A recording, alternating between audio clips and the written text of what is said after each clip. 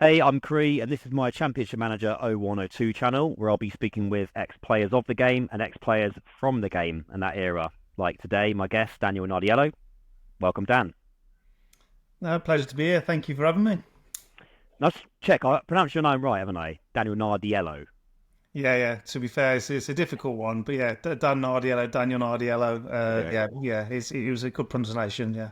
Mr. Nardiello. Yeah, because there's a lot of people from that game and that era that I've got no idea how to pronounce their name. Like, so obviously you see their names written down when you play Championship Manager 0102, but actually like pronouncing it is very different. I've actually got an example. I don't know if you played with this guy, but how do you pronounce this fucker's name? Oh God, did play with this one. Yeah, I did. Played with Callum. Yeah, Callum Munirak. Callum Munirak. Munir Rook. Yeah, Munir Rook. Munirak. Yeah, yeah. Good player, very good player. Youth team level. I think he was a year below me. Oh, his day of birth. Yeah, he's a year younger than me. He was a year below me, but he was a good player. London lad. Yeah, and so he was tipped for big things. He was, and I suppose that's the beauty of Championship Manager. I think he might have been a good player on there as well. But Yeah, some of us played regularly. Some of us made it. Had a decent career. Some played at the highest level. Some at the lowest level. It's just difficult at that age to know what's going to happen. yeah, I can imagine. Yeah, I saw because I think you're 18 on the game, yeah, year difference, and so I imagine you probably knew of him. I think he plays. I think he coaches or does something with the youth team at West Ham now. I googled him the other day to see what he's doing. He's still in football. Yeah, I do. It What? rings a bell actually. Yeah, because I mean, you bump into these players or ex teammates you've had over the years, and I remember seeing them on LinkedIn or something. That does ring a bell. Yeah, it was LinkedIn where I saw him as well. But yeah, no, that's good to know because yeah, I've often like I act things out in the game quite often when I play it. Like when I'm playing the game, I'll say got Mooney Rack, and you get back out on the pitch, get out the changing room and stuff. So now I know where I can actually imagine it, and yeah, that makes sense. Cool, yeah. So obviously you've had a career spanning what like 22 years in football. You had a great goal scoring career, like in that peak where you were banging them in at one point. But your whole career started at Man United, didn't it? Your youth career. What was that like?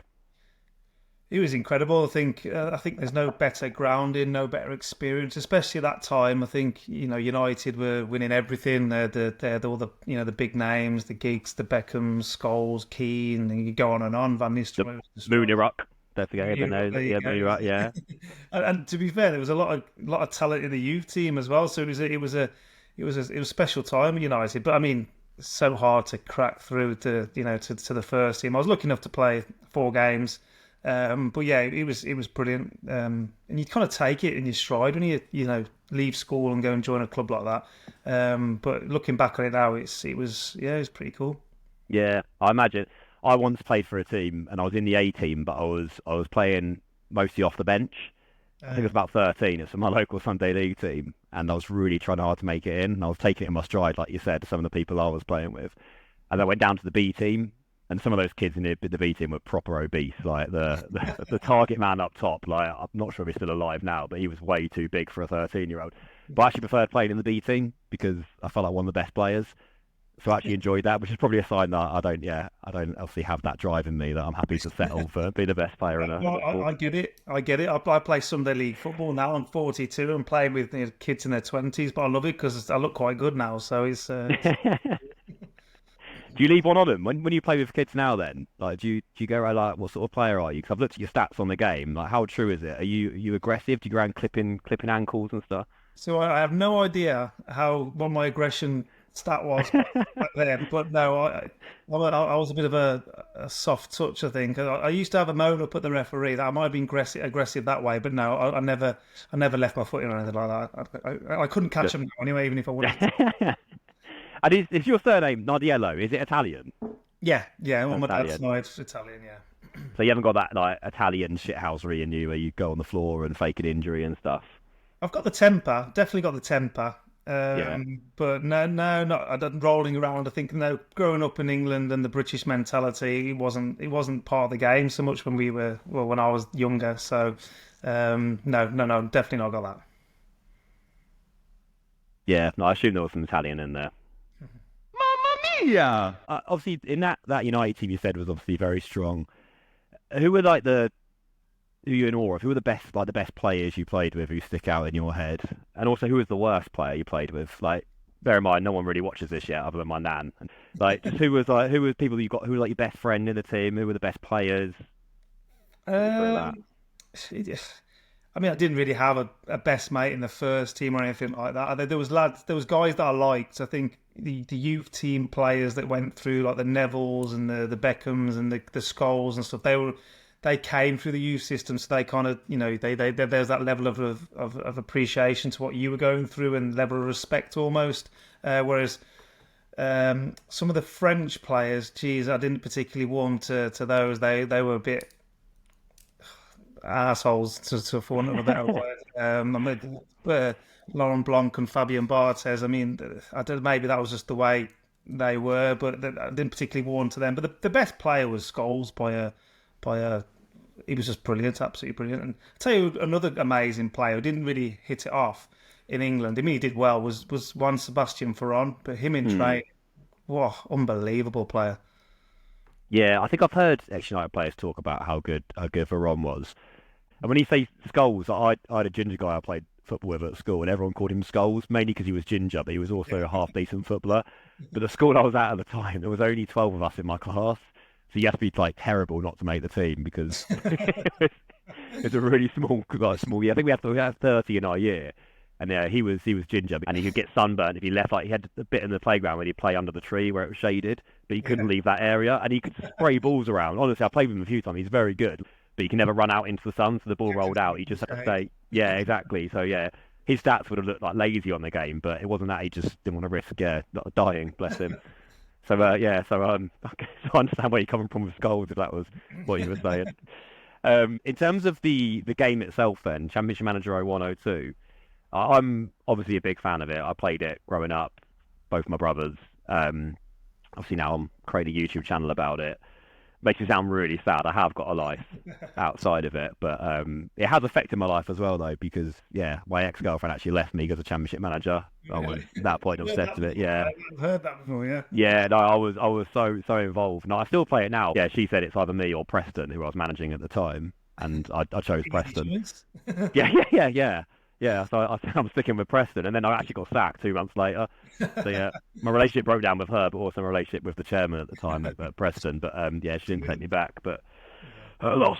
Oh, you see where I am now with my commentary team. And that's actually when I mentioned commentary. That's So fun. I actually signed you for commentary recently. That's my Took you under boy. my wing.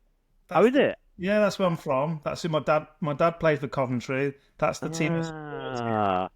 So yeah, I almost signed for Coventry during my career at one point as well, but I went to QPR instead. But yeah, so yeah, I'd like to. Ah, that's cool because in my head when I signed you for Coventry, it was like a big moment. We were holding up the shirt together. I'm arm around you, yeah, nothing Yeah, else, yeah, just literally arm, yeah, a distance. that So would you have been felt yeah, so. absolutely. And yeah, and I remember doing that and thinking, oh yeah, Coventry. I just imagine you in the Coventry kit. It just seemed like it fitted. And you were good like the start because you're only 18, but you're quite pacey and your finishing's good. And yeah, I tried to put you in the first team as much as I could. And when you joined, the thing said, I think Chris Chambers will help me develop as a player was your your tagline. There you go. Yes. But this is like it's been a year and a half, and we're starting to fall out a little bit, That's which is actually the what temperament coming in, isn't it? There you go. exactly, yeah, and yeah, I think like, I imagine you saying I'm going to play for Italy in the changing room, and I'm like throwing a boot at your head saying you never played for anyone, mate. You can't get in the commentary team. Can't get But any yeah, better. like that's where we started to fall out. So it actually feels a bit weird, like yeah, talking to you now in real life, because in my head we've had some real bad arguments. But no need to apologise. It's fine. I know it's the game. But yeah, like so, your memories of the game. Then, did you ever play the game? Do you know people who played the game? Oh God, yeah, I loved it. I mean, I can't remember the specific years. I know this is specific to 0102, but I mean, I remember coming home from school at lunchtime, in high school to come home with my mate and play Champ Man for like 40 minutes while we could sneak it in and stuff like that. And then as I went to, obviously, I would have played 0102 as well. I was on the game and stuff like that. Yeah, it was addictive, wasn't it? I mean, I know you still play it now. I think I probably still would if I had it and could do it. But for me, I absolutely loved it, and it was about finding those hidden little gems, wasn't it? Those star boys that came through, and I remember those. I can't remember them. I was trying to think of it before this, and it was a Portuguese or Brazilian fullback. It was like Texet or something. I can't remember his name. And I used to, and he was just unbelievable. He scoring goals left, right, and centre from fullback for me. And he was finding them little gems and doing all the search history, doing the coaching, picking you as a, bringing a team from the, League Two or whatever it was called back then all the way to the top in Champions League football. It was, oh yeah, I was genuinely addicted with it. Yeah, yeah, exactly the same, and it's so nostalgic playing it, and I mean, I'm kind of like impressed you played it. So we think when you're like actually good at football, when you've got a career in it, like making the time to play it, obviously meant a lot to you that you were still playing it at that time. Did you ever like leave training upset because the French boys were being dicks and you just playing championship and like finding them on the game, like disciplining them because you could... Yeah, fining them 3 weeks or something. Yeah. No, and that was it. And I love signing myself. I've got to be honest. I loved whoever I was playing for. I always made sure I could. And there was a back door, wasn't there, where you could put a certain player somewhere or something. And I always used to like fix it so I could play myself. Yeah. So I'm a sucker for this. Every time I start a new career, I say I'm not going to cheat. I'm not going to go there. But then every time I add myself as Man United manager, and I'll buy like one of my reserve players to like 30 million, whatever I can get away with. And then then discipline them. They don't want to leave. Like randomly, there'll be like some 16-year-old in my squad who's never going to make it. His stats are like terrible. Yeah. And I get United to bid for him for like 3 million just to boost the bank a little bit. And he goes, no, he's dedicated to Preston. He wants to go, no, fuck off. It never happened. So I just discipline him for no reason for like 3 months straight, and then he gets really upset, and then he goes spurt you. But and ironically, he goes to United and ends up becoming a really good player and put me out of the competition and scoring the winner. What goes around comes around. But so it's good to hear you played the game. I always thought, because if you're your age, like 0102, and you say, but you're not sure about obviously there's ones came before it. I'm not sure when it actually started, and now like Football Manager's taken over now, and I've played that a few times, but I love Championship Manager 102 because the simplicity is so quick as well. Like you can get through a season in a few hours, and there's not too much to it. And those cheap players are like are so good. Like there's so many on there, like hidden gems, like Tontonzola Makoko. He played for Derby on the game, and he was the first guy I had on the podcast, and he was like my hero growing up. He played him in the number 10 role, and he's just brilliant. But in real life, I don't think he ever made it, bless him. But he's a lovely guy. There's a lot of players that never had a career in the game, even though they were unbelievable on the game. Yeah. It's interesting you say you signed yourself, because I've hated ever bringing myself into a game, because I remember like on a WWE game like years ago, I made myself as a character, and then I tried to make him look just like me. I think you could like take a picture of your face and try and put it on the body, and it looks so weird.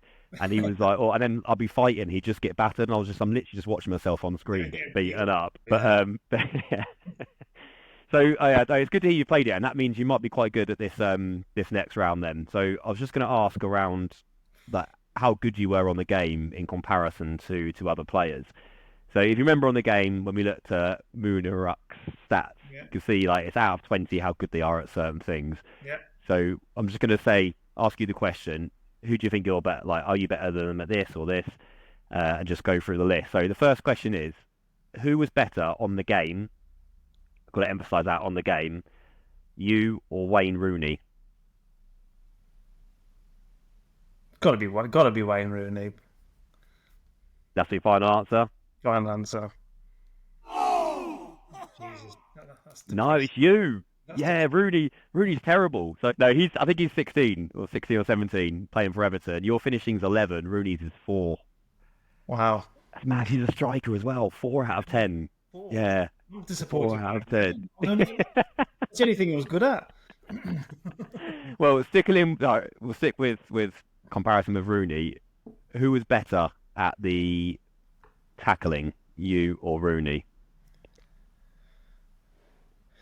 Rooney. You going for Rooney? Better at tackling. Final answer.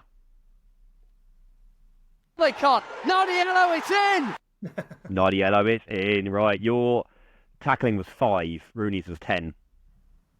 It's probably that's funny because representation of my they must have well. chosen these stats. They must have watched him playing at like a certain age, and Rooney must have been going around kicking lumps out of people, I guess, and they thought he's probably going to be quite good at tackling. He was there.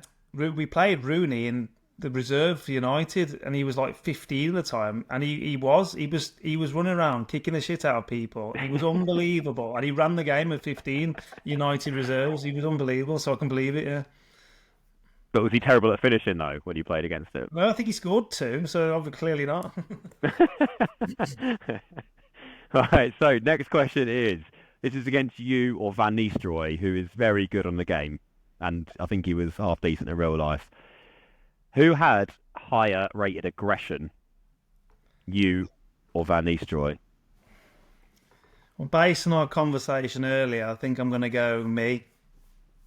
You're going to go you. It's actually Van Nistelrooy, but your reflexes are really, really high. So if he ever did kick off and he was swinging for you, you could dodge him easily. Yeah, your reflexes are really high on the game. I'm not sure what they are now, but reflexes are strong. Okay, fair enough. I mean, maybe when I was 18, yeah. I mean, I'm a bit older now. Can't compare. And then coming to penultimate one is Callum Muneruk, who has better dribbling. Now, we saw his stats earlier, so unless you screenshotted it or you memorised it, who had better dribbling out of you two? He was actually a very good dribbler, but I know it's not an accurate representation, is it always? He was a very good dribbler, but I was all right. I'm going to say me. I think I had better dribbling. He'll go for you. Final answer. Yeah. Oh! One of them nightmare. No, his dribbling's really high. He's 18 out of 20 he's dribbling. Was it that? One of his, wow. yeah, one of his best things. What about who's a better finisher? Between me and Callum? Yeah. It's got to be me. If it's not me, I'm fuming. I think that's if it's not me, I'm walking out now. I promise I didn't make the stats. You going with you? They can't. Nardiello, it's in! There you go. Do you know that clip? That was your equaliser against Luton in the Cup. Last minute? Yeah. Yeah. Yeah. Wow. That is impressive. Well, I guess I said it was against Luton, so it narrows it down a bit. Okay, and then the final question on here is against David Beckham. Now, did you ever meet Beckham? Did you ever see him naked in the changing room? What's your experience with Beckham? When I made my debut, he was captain. Or when I made my starting debut against Leicester, he was the captain that day. And yeah. No way, well. Naked in the changing rooms, yeah. That's a question. Well, That's a question I get asked all the time. Well, that one about you being naked? Yeah, like people ask me, like, yeah, it's people have got a weird fascination with Beckham, haven't they? So, but it is a question I've been asked before. Yeah, that's so weird. But then I asked the same question, so yeah, maybe it's. Yeah, there you go. Well, I've heard he's got great balls, so yeah, that's obviously why. So there's 3 things you've got higher than Beckham on the game. One of them is your reflexes, obviously, because they're like one of the best on the game. Another is your jumping, so you could jump higher than him. The final one, so I can give you some options here, is the final one your finishing, your tackling, or your pace.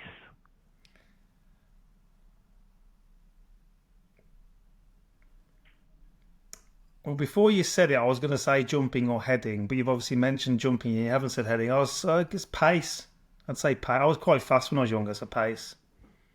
They can't. Nardiello, it's in! Yes, yeah, you were. I can't remember your exact number on the game, but you were pretty pacey. Yeah, so that's good. Yeah, so that's covered off everything. Yeah, thanks so much for your time today, jumping on, Dan. Really appreciate it. Yeah, enjoy me next time on the Championship Manager 102 podcast, where we have another special guest. Who will it be? Might be Michael Owen, might be Elmore Heskey, might be Nancy Jeff from down the road, who's a bit weird, but he was really good on the game. He took Gillingham to the Europa League in 2 seasons, so yeah, don't knock him. But yeah, thanks so much for jumping on. Enjoy your weekend, and I appreciate your time. That's great, mate. Cheers.